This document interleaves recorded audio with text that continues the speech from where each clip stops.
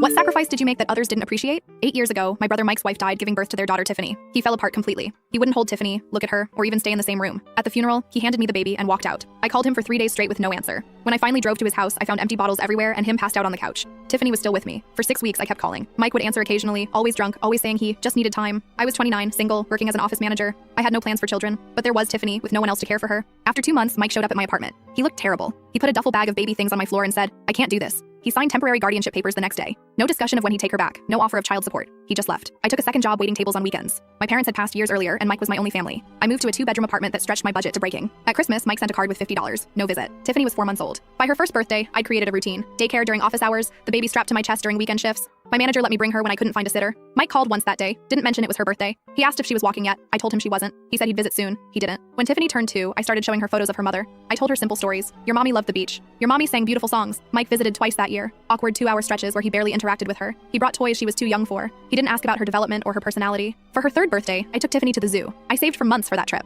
That night, Mike called to say he was moving 2 states away for a job opportunity. He promised to send money when he could. In 3 years, he'd sent a total of $600. I started taking Tiffany to a child therapist when she began asking more questions about her parents. The therapist helped me create a memory book about her mother. We put in photos, stories I remembered, dried flowers from the funeral. By kindergarten, Tiffany was calling me Aunt Relia, but introducing me to teachers as her mom. I never corrected her. I worked day shifts at the office and night shifts at a restaurant 3 days a week. We had a small but stable life. Mike visited once that year, for 4 hours. He brought a bike she couldn't ride yet. He asked no questions about school. When Tiffany turned 6, I finally got a promotion that meant I could quit the restaurant job. We moved to a better apartment with a small yard. I took her to Disney World with my bonus money. I sent Mike photos. He replied with a thumbs up emoji. That Christmas, he sent a card saying he was seeing someone new named Daya. Last year, when Tiffany was 7, Mike visited with Daya. It was the first time in almost 3 years he'd seen her. Tiffany was shy, hiding behind me. Mike seemed annoyed by this. They stayed for dinner. Mike asked if Tiffany knew about her mother. I showed him the memory book we'd made, all the stories we'd collected. He flipped through it quickly, then put it down. "You should have consulted me on what to tell her," he said. I reminded him that he'd been largely absent for 7 years. 3 months ago, Mike called to say he and Daya had gotten married. He said they'd bought a house with a bedroom for Tiffany. He said it was time for her to come home. I was shocked silent. Tiffany had never even spent a night away from me since she was 2 months old. "She is home," I said. 2 weeks later, I received legal papers. Mike was terminating my guardianship and demanding immediate custody. His letter claimed I had alienated Tiffany from him, that I had taken advantage of his grief to steal his child. He said I had poisoned her against him by telling her stories about her mother without his input.